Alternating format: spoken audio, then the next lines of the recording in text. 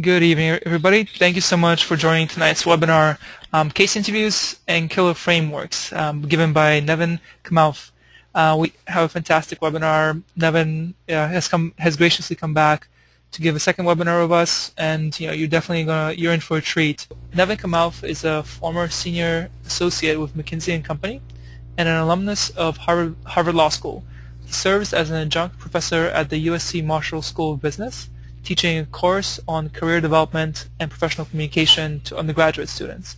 Through his executive coaching firm, The Case Coach, Nevin has partnered with numerous clients who gained offers at top consulting firms, including McKinsey, BCG, Bain, Deloitte, as well as boutique firms such as Partners in Performance.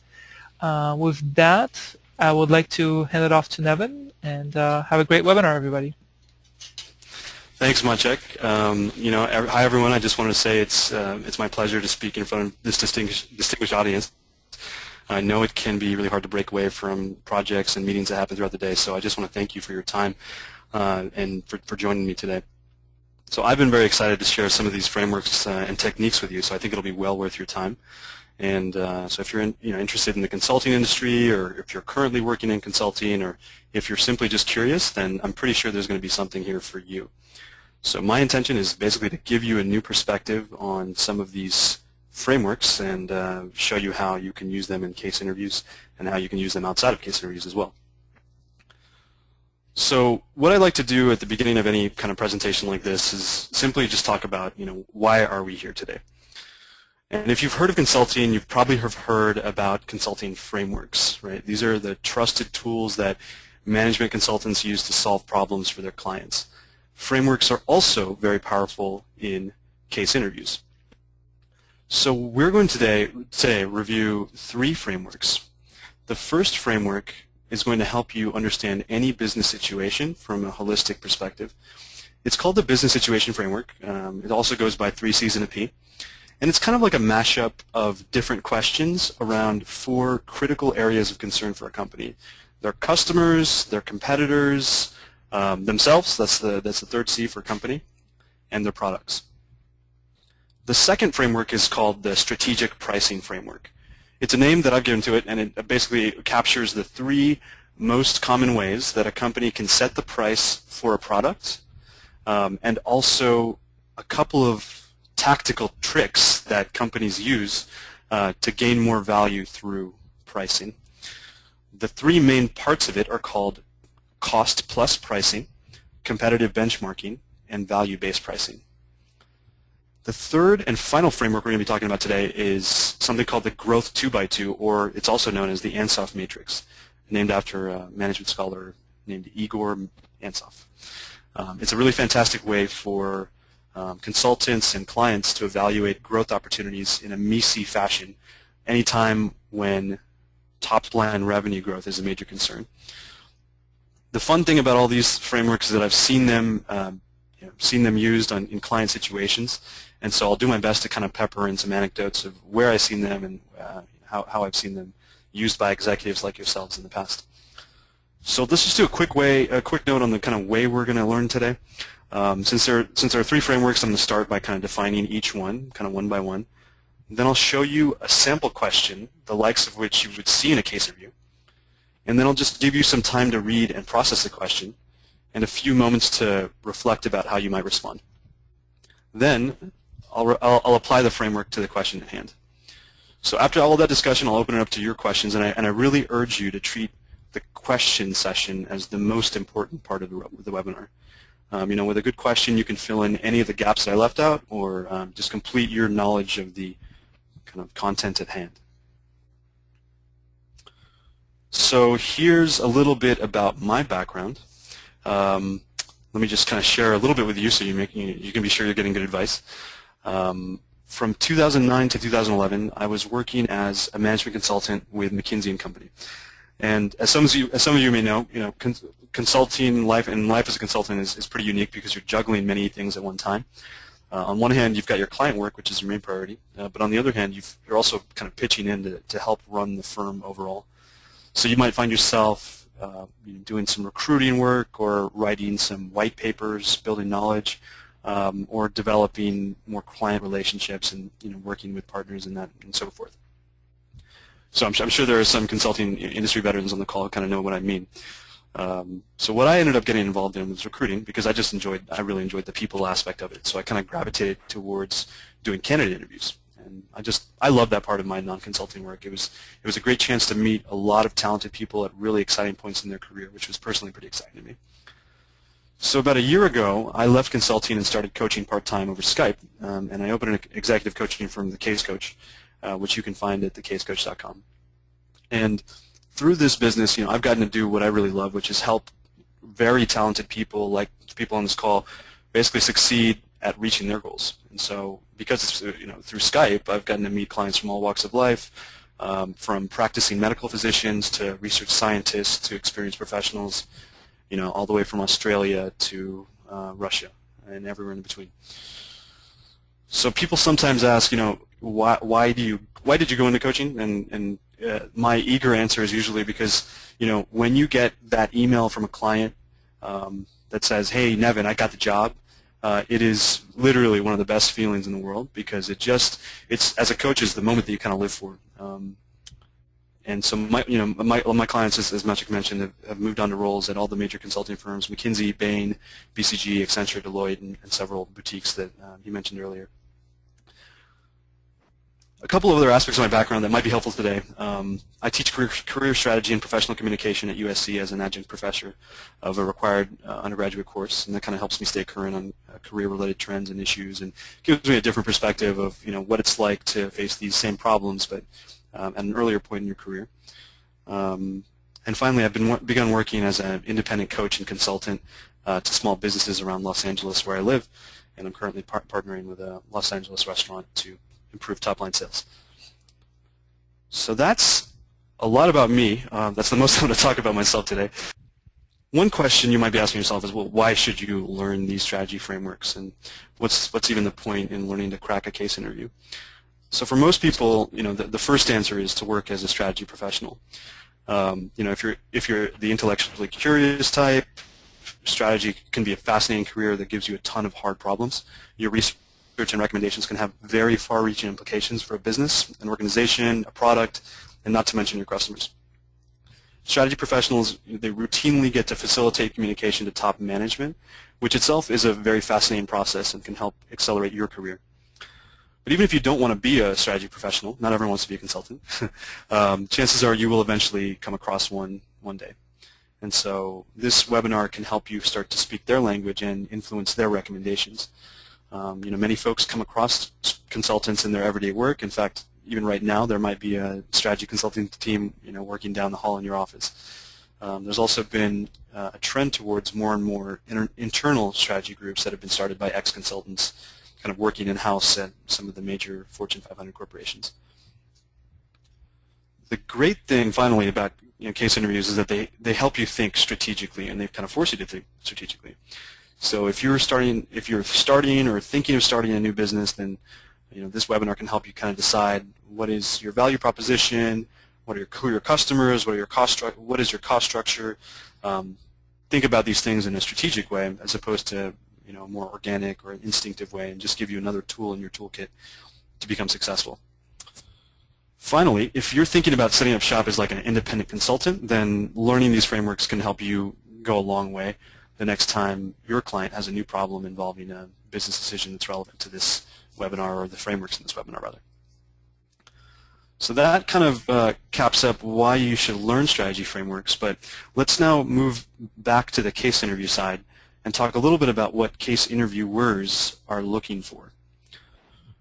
And the main things that they're going to be looking for throughout the case are, first of all, quantitative ability. They're going to be testing you on your quantitative skills. So if you remember the math sections of the GMAT, the SAT, or the GRE, the good news is that the case interview math is definitely easier than what you're going to find on those tests. The only difference is that you're going to be performing math calculations in front of someone, which can feel a little bit strange. But we won't be talking as much about math during this webinar, but if you'd like to see a tough math problem, just check out the last webinar on case interview skills.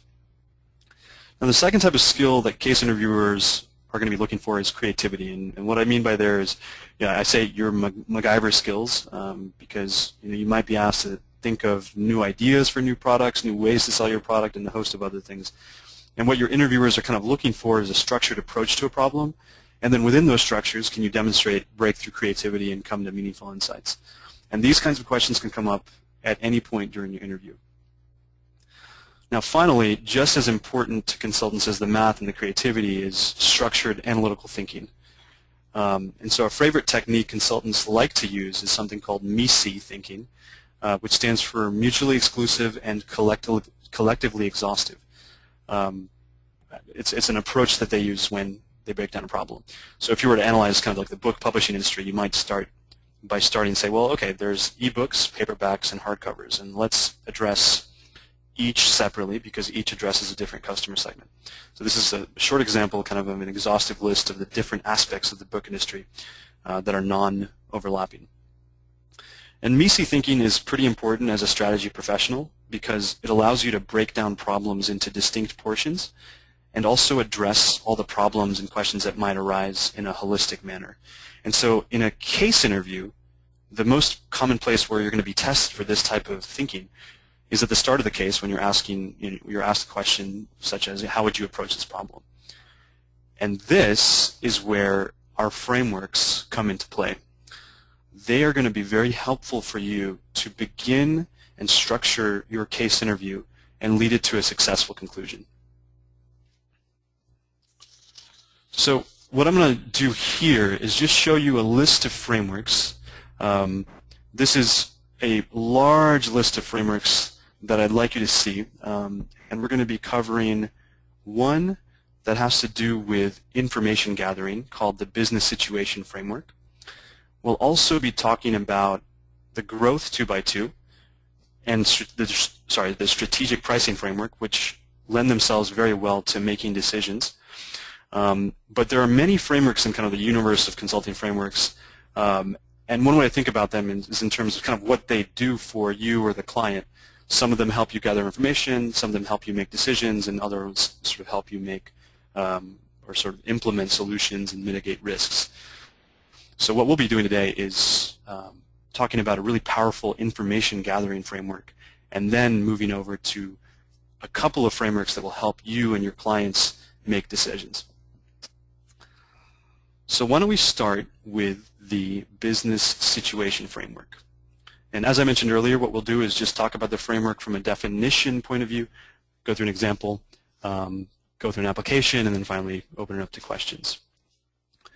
So one of the first things you're going to do when you get a client question in a case interview in real life is just, one of the things that you need to do is just frankly understand more about the client situation.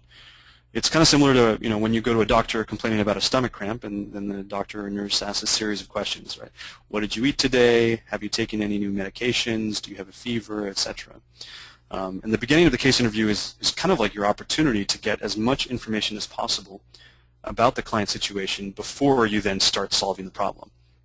And oftentimes, what you learn in that initial series of questions will help guide you to a solution that's much more elegant and get you there much faster. So one of the best frameworks for this is this Business Situations Framework that was originally developed by Victor Cheng, one of my fellow alumni from McKinsey. And Victor combined several existing frameworks to build one that touches on 4 critical areas for any case interview or client engagement. The first area relates to the customers of a company. So I just put customers up on the screen. Now here, what you want to learn is as much as possible about your client's customers. And so you might ask questions like, what are the customer segments? What does each segment want or need? What price does each segment want to pay?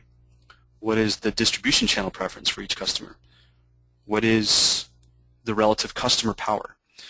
These kinds of questions can give you insight into how well your client is serving its customers and will help you spot trends that will affect your overall solution. The next thing you want to learn about is about the company itself, so the client itself. What are the capabilities and expertise of the client? What does the cost structure look like? What are the existing distribution channels of this company? The third area you want to investigate is the competitive environment. So you want to analyze how your client stacks up against the competition, specifically around, what are the market shares of the leading players, what are some unique competitor behaviors, like are certain competitors targeting certain high-value customer segments? Do they enjoy some particular cost advantage? Are there existing barriers to entry, like licenses or government licenses or IP?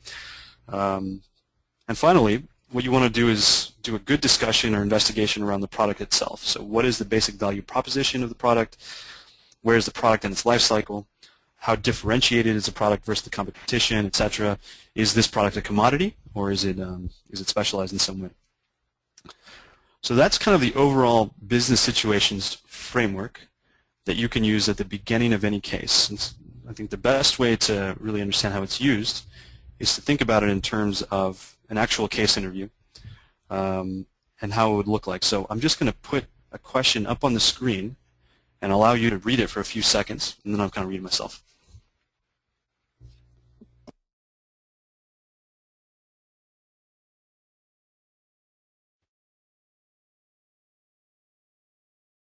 So here's the question.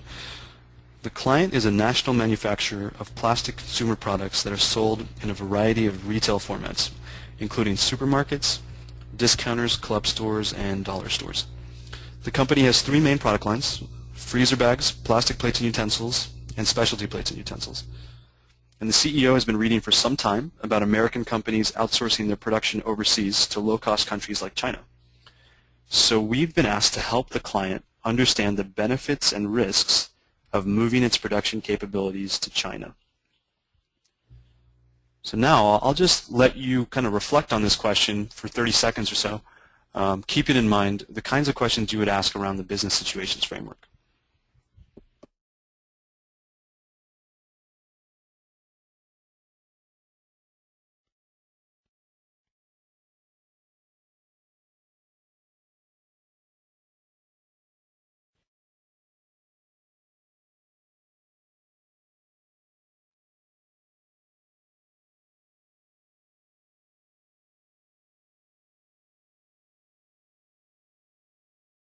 Okay, I'm not sure if that was 30 seconds, but close enough.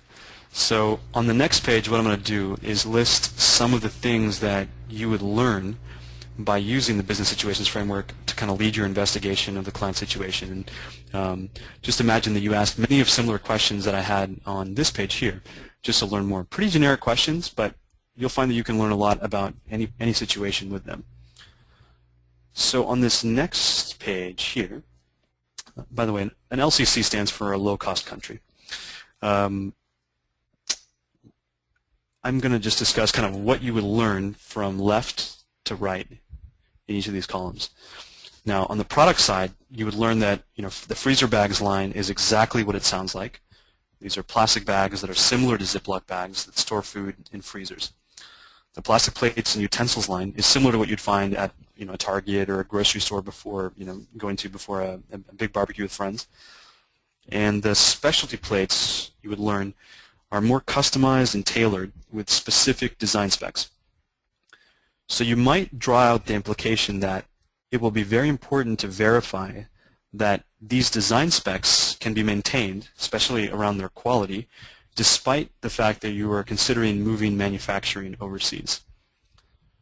Next, here's what you would learn kind of in response to a number of questions about the client's customers. Especially if you tailored those questions around the products that you just learned about, you would find out that on the freezer bag side, the main sort of customer criteria is quality. On the plastic plates and utensil side, you would learn that customers expect a pretty cheap price. And on the specialty plate side, customers really look to stylish designs. The implication of this information that I would urge you to draw is particularly around quality. You want to verify that your quality is going to be upheld if you choose an overseas partner. Now finally, on the competition side, the kinds of things that you might learn are that the client has a reputation for its brand and its innovation in freezer bags, so it's going to be very, very critical to maintain quality standards. They have a weaker brand on the plastic plates and utensils, and they're number one in specialty plates and utensils. So if you took all of this information in after using the business situation framework, then you could start your problem solving around a few critical issues that you uncovered. So first, is the quality of the overseas partner going to match the quality from your existing facility? And if not, then you might not want to ship the freezer bags to an overseas partner if you want to preserve your brand reputation. Second, will it be possible to disaggregate the style and design from the specialty plate manufacturing process? If so, then moving this line overseas may be possible. Finally, there are no early red flags on the plastic plates and utensils line. So you might want to treat this line as a priority to kind of understand the cost savings in moving production overseas. So that was a full-blown application of the business situations framework. I think this might be a good point to stop and take questions to see if any of you have questions on what we just discussed. Perfect. Yes, actually, we did have a question from Sweeney. She actually asked, how many of the questions when you're trying to gather information can you ask before you launch off into quiet time to create your approach or framework? No, this is a really good question that a lot of my clients ask me, because what I've observed is there's two ways to ask these questions. Some folks prefer kind of a laser-like approach where they ask a number of targeted questions, again, kind of one by one by one by one by one. Kind of almost like moving through a bulleted list and then waiting for an answer and then moving on and waiting for an answer. That's one approach. I don't think that's necessarily the best approach. Another approach is to take a step back and ask kind of by area, right? I'd like to learn more about the customers, and some of the things I would love to know to find out if we have any information about them are, do we have any information on the segments, the size of each segment, the kinds of things that each of these segments wants, what are the distribution channel preferences of each segment. Sort of bundling your questions all in one sort of very full mouth will, in some ways, show the interviewer that you're thinking about things holistically, and will pull out, certain kinds of information that they may have or that is just on the tip of your tongue that they now want to share with you because you've asked a number of intelligent questions. So I prefer the second approach, the kind of bundle of questions approach, because it gets it all out there and it doesn't disrupt the flow of the interview. And I think that question and answer session can probably last a good 2, 3, 4, 5 minutes actually, up until you have the information you need around these key areas, to then that point, taking your minute or two to develop your framework and your issue tree about how you're going to solve the problem. Gotcha. And actually, Victor had a follow-up question to that. Is there a particular order you recommend? No, I mean, there's no recommended order initially. I would let your instinct guide you in terms of order. Certain questions may lend themselves more to a product discussion or a cost structure company discussion or a customer discussion. Just be aware that you can mix them up however you like, but it's always a good idea to cover every single base before you start trying to drive towards a solution. Mm-hmm. Great. We actually have another question from Tom. How much emphasis should there be on exhibiting the structured thinking versus getting to a reason to answer? As in, do you talk your way through your thinking? I'm not sure if I fully understand the question. Let me think about that. Tom, if you want to rephrase the question and ask in another question and answer session, that could also work, or even now.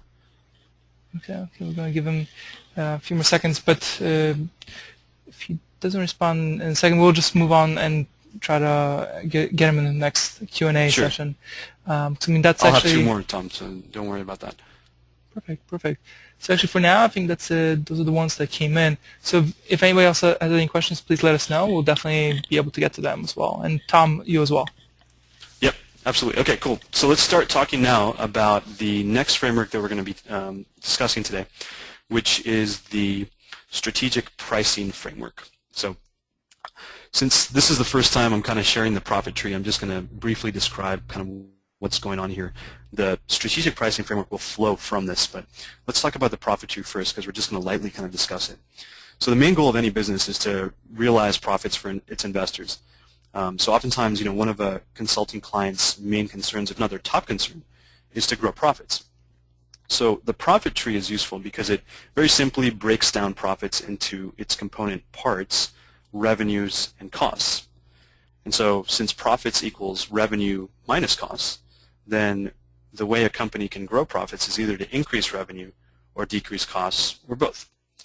Now within that kind of overall rubric, which is a very important thing to know before going into a case interview, we're going to zoom in a little bit further on revenue, particularly around price and quantities. And the profit tree on the revenue side will tell us that revenue equals price times quantity. So if you want to increase revenue, either you increase your prices or you increase your quantity. But most candidates stop there, and that's where we're going to pick up here today to give you a very deep perspective on both price and quantity. We're not going to be talking about costs in this particular topic, but we'll be doing a deep dive on the other two sides of the other side of the profit tree. So let's just do a quick review of the major concepts around pricing, and I call this the strategic pricing framework. Each of the below concepts basically represents a pricing strategy for a given product. Oftentimes what you'll see when you're actually working on these types of engagements is that you're going to use a number of these to arrive at your answer, kind of like triangulating it. And the same is true for a case interview. So the first kind of pricing strategy is called a cost plus pricing strategy. And so here, a company will analyze the cost of a given product. That'll include all the materials, logistics, labor, and sometimes overhead to make something. Then they will add some sort of predetermined profit margin. Sometimes it's a gross margin percentage. At other times it's a net margin percentage. By the way, the difference between the two is a gross margin percentage is your revenues minus your cost of goods sold without taking into account overhead. Your net margin takes into account overhead. Anyway, after doing so, they'll come up with a price for a product. So if Coca-Cola did this for a can of Coke, they might say, hey, it costs 50 cents to make a can of Coke, right? 5 cents for the syrup and water, 5 cents for the can, and maybe 40 cents for the sales and marketing, averaged out to one can. So we want we want 100% gross margin.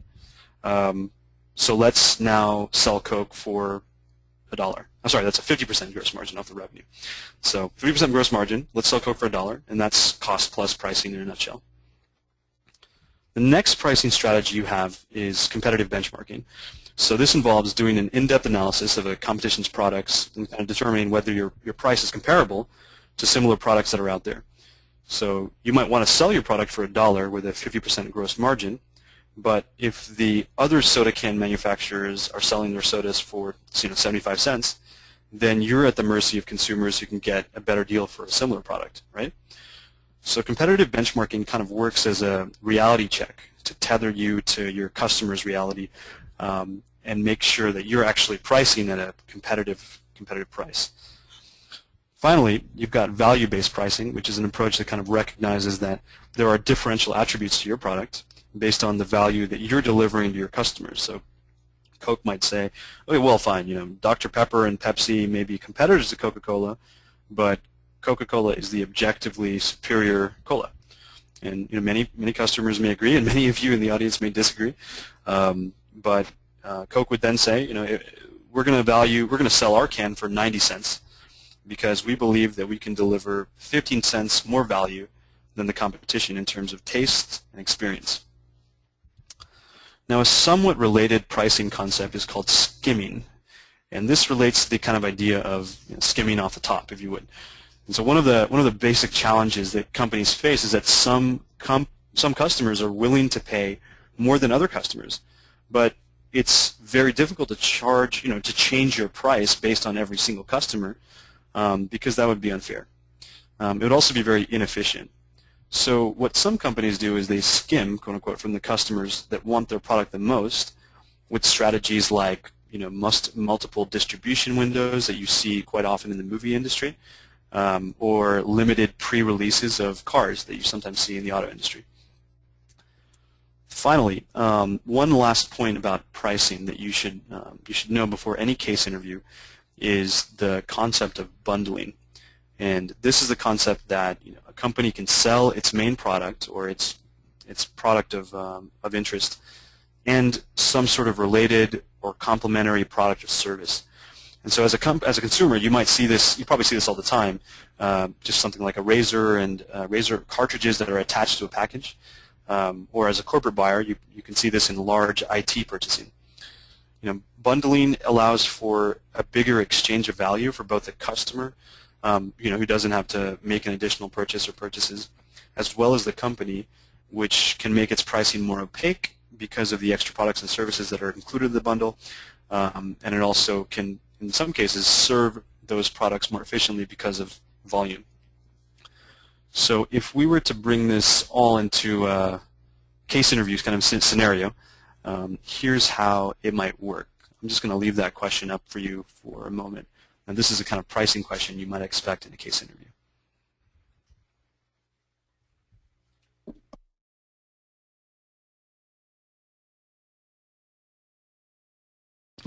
So the question is this: the client is a multinational automaker. It wants to launch a hybrid electric vehicle in Australia. Hybrid electric cars combine a conventional internal combustion engine propulsion system, with an electric propulsion system. And so the presence of the electric powertrain is intended to achieve either better fuel economy than a conventional vehicle or better performance. So the client wants to know how to price its mid-sized sedan. And your consulting team has been hired to help them formulate a pricing strategy. The question is, how would you go about doing it? So given what we just talked about in the prior slide, I'm going to give you about 30 seconds to write down some thoughts and reflect on how would you use the strategic pricing framework.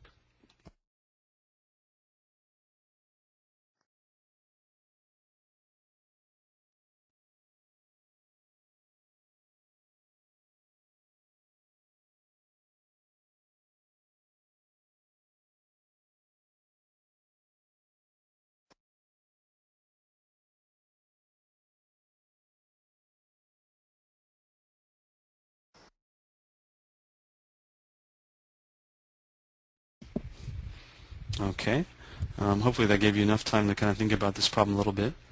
What I'll do now is just kind of walk through what your discussion could sound like if you were actually given this question, right? So there are a few considerations we can use in pricing this product for the client. First, we should probably find out what are the client's internal margin requirements, if any, because they will affect the gross margin that is desired for this product. So if we were to use cost plus pricing, for example, we would want to analyze the overall cost for this product, add the desired profit margin, and then come up with a first estimate of what the price would need to be to meet the client's margin goals. Next, we would want to compare this price to, the price that we determined to the price of other hybrids that are currently on the market. And so it would be really important to find kind of a suitable comparison both in terms of technology, style, as well as target consumer. So it would be great if we could learn from the client, what are some of the hybrid cars that they consider strong competitors in this market? Frankly, are there any competitors yet? Next, we would definitely want to do some sort of investigation as to the value that this car provides to consumers. So since it's a hybrid car, there are going to be many tangible benefits as well as intangible ones, right? Like the positive satisfaction associated with making the world a greener place. But why don't we kind of focus on the tangible ones for the moment, in particular the fuel economy savings that a hybrid owner would experience over the ownership period of the car. All that saved fuel is a significant value to consumers of hybrid cars, and so we can price the car higher to capture some of that value. Now, if we return to the intangible value of the car, these are probably going to be, this value is going to be experienced by different people in different ways, right? So there may be some car collecting enthusiasts who would value the car for being the first of its model to enter the market. There might be some celebrities or high-end consumers who want to be trendsetters and kind of owning this vehicle before everyone else. And so we might talk to the client about testing whether we could skim from these segments with a limited release window about 3 months before the general release in Australia. It also might help boost sales if influential people are kind of driving around the car before it actually comes out. The last thing around pricing that we should discuss is bundling. And by bundling, I'm referring to putting in added features that the customer wants and doing so at a low cost to the client. So we probably want to confirm with the client what are those features that are there in their other cars. But I imagine it's going to be very similar to what other features you can find in cars out there. So two-tone seats, chrome wheels, solid nav system, etc. Right? We might even consider partnering with some sort of elite system provider like Bose Acoustics or something like that to further entice our customers to pay for these upgrades, and maybe we make some sort of partnership with Bose on the side to source these additional components at a very low cost to us, so that we can make a better margin on these kind of bundling opportunities. So, with that being said, that was quite a mouthful. I'm going to take questions now from anyone on either of these, but strategic pricing framework or the business situations framework. Perfect, perfect. And actually, Tom got back to us, and also it also syncs with another question. So, do you, when you're trying to gather, should you actually try to gather information beforehand? Do 3 to 5 minutes, and then before building a framework, or do you need to have a framework to ask all the relevant questions? Which one should you do first, I guess, in a way? No, that's a really good question. I've seen some folks launch straight into the issue tree, right? Potentially using the profit tree and just launching straight into it and using the business situations framework or some version of it, kind of dynamically on the fly. And that works as long as you get to the right answer. That will always work. But I've also seen folks use the business situations framework kind of very much up front, getting a really robust understanding of the context and the implications of that context, and having that make the problem solving go much faster. So if I could answer your question in one word, Tom, it's that you could do both, or you could do either. But my advice to folks who are particularly getting started with case interviews is to start with the business situations framework, understand the context, then move to the problem solving. And once you start to get familiar, or if you have really strong instincts with where a problem should go, then you can start to integrate it a little bit more, kind of interweave it in your problem solving process once you have an issue tree that you've laid out. Perfect. Perfect. I think actually that addresses a few questions that came in. That's great. So we actually have a question from Jonathan on the cost plus pricing model. How does one make a recommendation on what the margin should be if the company has no preset margin goals? Yeah, I mean, if a company has no preset margin goals, then you could compare to other products in the market or other companies in the market and understand what their profit margins are. So if you have a good kind of direct competitor that has a similar product portfolio and is a public company, that you can find out what its annual profit margin is and maybe extrapolate what your margin requirements are there. In other words, on the other hand, if there's no information from your interviewer either on competitors or internal margin requirements, then you could simply leave it at that and say, okay, well, that's one way to look at it. Maybe the margins in this industry are around 10%. You could throw that out there, or you could just leave it and move on to the next pricing approach. What you don't want to do is just have the conversation around cost plus and leave it at that, because that'll be an incomplete discussion, because any discussion around pricing should touch on the main three value-based, cost plus, and competitive benchmarking. Gotcha. Actually, another similar question. How can you make your pricing discussion MECE? Of the 5 approaches you mentioned, is there a MECE way to categorize them? It's tough, right? Because pricing doesn't absolutely lend itself well to MECE thinking, but the best way to impress your interviewer is to talk about those first 3 as your main 3 categories of pricing, frankly, and then some additional tactics to kind of follow on through. But the pricing framework is one framework that is not necessarily completely MECE, and so I acknowledge the point that's being raised. Gotcha. Maybe last question for this part of the session. How do you price with competitive pricing approach if there's no similar product? Yeah, great question. That's where that's where the multiple sort of approaches to strategic pricing come in. If in some cases this may be the first hybrid of its type in this market, there's 2 things you can do. I mean, you can obviously fall back on the other 2 pricing approaches, or you can look for analogies in other markets, right? So in this particular market, it's Australia. Maybe you want to look at the pricing for a similar market in terms of demographics, income levels, stage of market development, etc. So maybe you want to look at the first time a hybrid sedan was introduced in Europe or in the U.S. or in Canada, etc. That's probably where I would go in a situation like that. Perfect. And actually, sorry, Maciek, just to follow on that question, because it's a very good question. Of course. Sometimes you get case interviews that will also kind of be focused around, let's say, a pharmaceutical drug that's being introduced, that it's the first of its kind. It's never, there's never been a cure for this disease, and so you're kind of scratching your head as to, well, how do I price it because there are no competitors. That's also another good situation to look for analogous product in terms of its effect on a patient population. Looking back, 5, 10, 15 years of history to find out how were those products priced, even if they were for different symptoms, is something you might suggest in a case interview, and frankly I've seen being done as a consultant for clients myself. Perfect. So actually, we still have questions coming in, so if at any point we can try to answer as many of them as possible. Sure. So Randy actually asked, the different pricing strategies are not all compatible. For example, the cost plus is not compatible with value-based.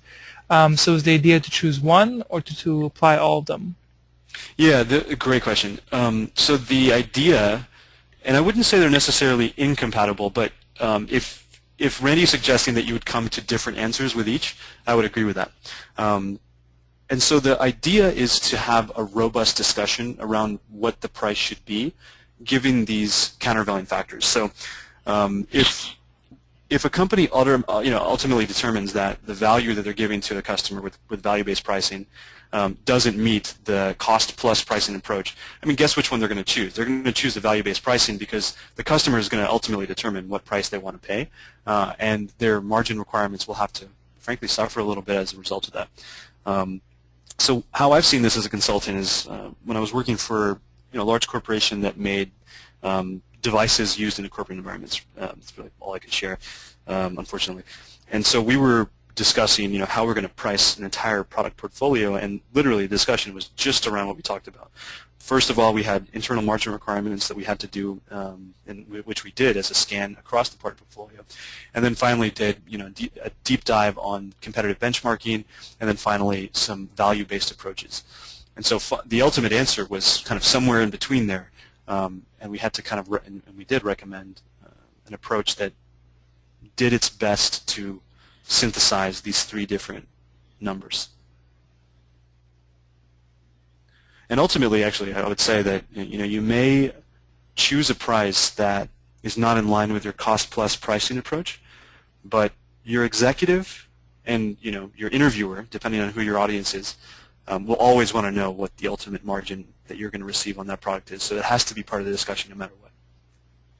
Mm-hmm. Mm-hmm. Great. So actually, we have another question from Tom. With respect to life science products, especially, another pricing variant seems to be willingness to pay. Where you define the size of your market by willingness to pay, or is that really a version of the models you mentioned? Can you repeat the question? Sure, of course. So in a market like the life science products market, there's another pricing variant, which is willingness to pay. Yeah. Basically, is that a version of the models you mentioned? Yeah. So willingness to pay is going to go back to your value-based pricing approach. Mm-hmm. It's ultimately determines sort of what it means is your customer's willingness to pay, which should tie very closely to the value they're receiving for the product. Gotcha. Great. Yeah, and it also ties back into skimming, right? Because as we talked about, different customer segments may have different willingness to pays, and so skimming sort of takes advantage of that differential aspect of the willingness to pay. Mm-hmm. Well, fantastic. And Tom says that makes sense, skimming and value-based. Perfect. Thanks, Tom. Perfect. Well, those are the questions that we have so far. So we'll probably have more as well as they come in. So great questions, everybody. Yeah, please keep them coming. So the next thing we're going to talk about right now is the growth 2x2. I'm going to move a little bit faster because it looks like we're getting closer to the end of the seminar. But so on the next side of the profit tree, we've got the revenue equation, right? And so most candidates leave this discussion at quantity, and they just talk about ideas on how to grow your quantity sold without a really robust discussion around customers and products. So the next framework we're going to talk about will help you organize that discussion in a very rigorous way. And this tool is called the Ansoff matrix, and I often call it the growth 2x2 because it makes more kind of obvious sense that way. And consultants are very famous for putting 2x2 diagrams together, and this is one of the most popular I've seen amongst executives. I saw a client use this at a brainstorming workshop with his peers, and it really stopped the room cold. So if you're on this call and you're an executive and you have a big meeting coming up talking about big new ideas, this is something that you can use right away. So the basic way it works is to lay out your customers on one axis, right? And here we're going to say it's a y-axis, and then you put your products on the other axis, and here we're going to say it's kind of the x-axis. And by the way, sometimes customers is replaced by markets, which slightly changes the discussion, but it keeps it pretty similar, and I'll talk about how. So you can analyze your growth opportunities kind of one by one, starting in the bottom left-hand corner, right? So if we were to talk about selling more of our existing products to our existing customers, this would be a conversation around winning more of the customer's share of wallet. So it might lead to questions like why aren't we winning more deals from a customer? What is our competition providing that we're not, and how satisfies the customer with our existing product? Then if we move up one box, we're talking about selling our existing product to new customers. So you might ask questions like, well, who are some attractive greenfield customers? Which customers are opening a bidding process soon? How can we make our product more attractive vis-a-vis the competition? And so all together, you can refer to this as increasing your market share. Then we can talk about kind of new and undeveloped products, right, in the bottom right. So if you look at the bottom right, you'll find the first place to test out your new products may very well be with your existing customers. And so here, what we want to ask is, what products are we developing to serve our customers' future needs? What other needs do our customers have right now that we can serve with related products or services? Then we get to the top right of the Ansoff matrix, where we can kind of roll out our new products and services to new customers. We can also get really creative and think outside the box about how we serve entirely new markets. You can just call that diversification. So if we want to use just a quick example of how it's applicable, right? If you think of Coca-Cola for a second and two fictional customers named Joe and Sally, then we'll say Joe is Coke's existing customer right over here. Then Coke's marketing team is going to be asking themselves, well, how do we sell more Coca-Cola to Joe during the week, so that instead of buying 10 Cokes a week, he's buying 15 Cokes a week, right? And then on the top left, they're going to be asking themselves, well, how do we satisfy? How do we sell more Coca-Cola to Sally, and how do we get more business to Sally's and more people like Sally? And in the bottom right, they're going to be asking themselves, well, how do we satisfy Joe's thirst at other times of the day, like after a pickup basketball game? I know, let's sell Gatorade. And in the top right, they're going to ask themselves, how do we develop a product for the next generation of Joe's and Sally's? So that's a very simplified example of how to use the growth 2x2. But let's kind of bring this together and see how it would be used in a case interview. So on the next page, what I've got is a question that you would see at the beginning of a case interview. I'll just leave it up for a few seconds for you to read.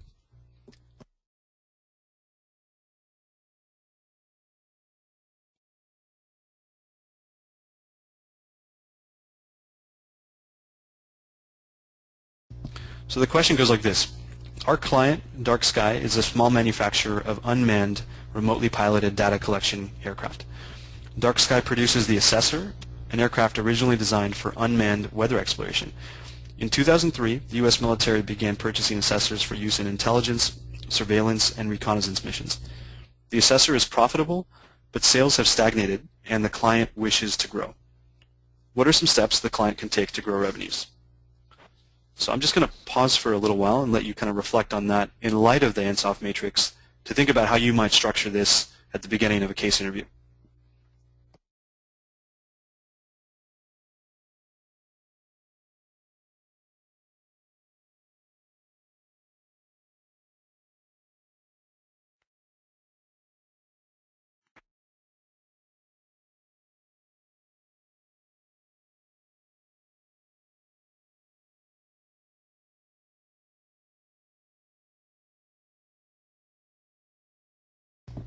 All right. So let's see how this would actually look in a case interview and what it might sound like.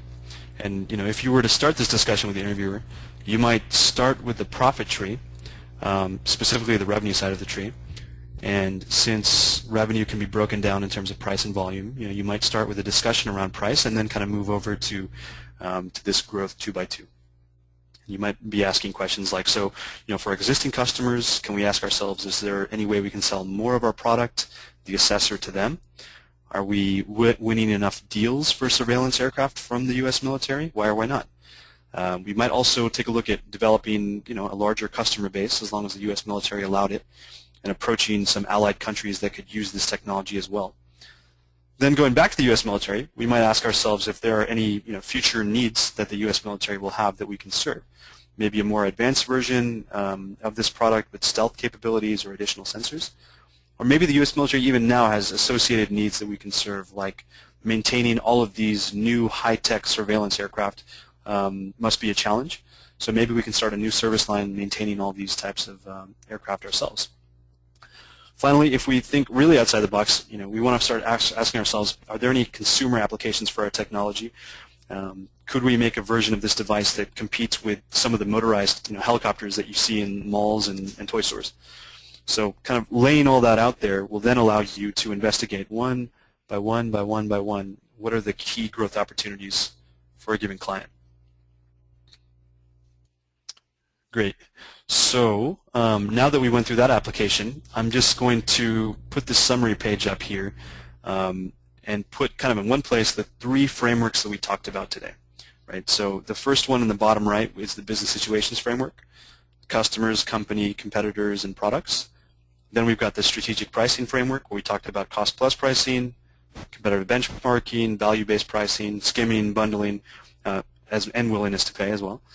And then finally, we've got our growth 2x2 over here, which is just a 2x2 matrix with customers on one side, products on the other side, and all your growth options in between. And thank you all again for just allowing me to speak today. If you have any questions, like Maciek said, send them through the system now, or don't hesitate to visit me at thecasecoach.com, or you can always email me at the email address that's up on the board. And frankly, it would be my pleasure to help you on your journey into the field of consulting, whether it's brainstorming your career strategy or just going through a mock interview. And I just want to thank the entire Ivy Exec team to help in the helping of and the preparation of this webinar, and special thanks to you, Maciek, for moderating today and doing all the behind-the-scenes work that people might not see, but is very critical to the event success. Perfect. Thank you so much. And it's always a pleasure having you as well. And I'm sure actually just by the number of questions rolling in now, this has been a very informative webinar. And I can see everybody is definitely just took in all the information and is processing it right now. So thank you so much, Nevin, as well. It's always a pleasure having you here. And once again, it was a great webinar. So we do have more questions. So we're going to try to get through as many of them as we can. So Alex asks, is Ansoff matrix MISI? Is the Ansoff matrix MISI? Mm-hmm. It is MISI for quantity sold, yes. Mm-hmm. Gotcha. Also, another question from Victor. How the 2x2 matrix, how does it apply to markets, I guess? He might mean financial markets or other markets as well. Great question. So I'll just pull it back up here again. If we were to replace the customer's word with markets, then what you would look at here, see, the reason why I put customers was because for that particular question, your customer was your market, right? The U.S. military is basically the entire market in the U.S. If you were to replace it with markets, then for, say, a consumer product goods business, it would open up new ways of thinking about, well, if you moved into new markets with your existing products, then that could be things like market development rather than increasing market share. Mm-hmm. Great. Hopefully that answers that question. No, definitely. Another question that came in, would you use the Ansoff 2x2 mid-case, or would you use it at the start? Kind of depends. I mean, if the question came mid-case, then I think you could break it out mid-case. But if it didn't, if it came in like the question that we saw there, I would probably use the business situations framework to understand a little bit more about the context of the client situation, and then go straight into the Ansoff matrix after discussing kind of the profit tree and talking just about price and quantity. Gotcha, gotcha. Also, Jonathan asked, what are some strategies on the cost side? Great question. So hopefully we'll be able to cover this in a future webinar, but very quickly, the two main frameworks you want to learn on the cost side are to be able to break down the fixed and variable costs of any client quickly and reasonably accurately. So it's kind of like a fixed and variable cost framework. The other framework you can use to analyze cost is called the value chain framework, and it analyzes a company in terms of the steps of the value chain, basically from procurement of your raw materials all the way to transformation of those materials into a product, and finally to logistics and getting the product to the customer and then selling the product and sort of everything in between. If you use both of those frameworks for a cost-based discussion, you'll be able to analyze a number of really important costs and deduce where the problem is or where it may be. Great. Also a question from Nadia, which probably a lot of people have had as well on their minds. So when the case question is grow revenue, do I start with strategic pricing and then move on to the 2x2? But how to deal with when the interviewer tells me that there's no time? Okay, so two questions, I guess, right? My answer to the first question is, yep, if it's grow revenues, then you definitely want to talk about price and quantity, and then sort of move through both. I won't say as a rule that you should start with strategic pricing because, in some cases, if this is the pricing of, a consumer good, for example, then there's probably going to be a ton of other products out there with competitive prices, so there may not be a lot of room for pricing potential. Pricing improvement potential. So you might just kind of check that box and then move quickly to your growth 2x2 to talk about increasing the quantity of a particular product sold. Now, if there's not enough time, what do? What you want to do is get that discussion out early and move as quickly through whatever portion of the tree has the most potential to solving the client's problem. But also keep in mind that you're suffering from the same time pressures that everyone else is, and if it's a tough case, then many people won't be able to get through the entire case, 100%. Mm-hmm. Perfect. Also, the slide that had all the different, frameworks. Could you comment on which one you would use most frequently, or do you see used most frequently?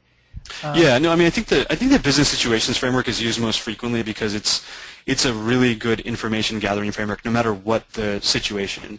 And so it can be used for a revenue-based discussion, which is what these two are also good for, but it can also be used for a cost-based discussion or just some sort of other business opportunity. So the business situations framework, I would say, is the most commonly used one and probably the most powerful one to learn about the situation.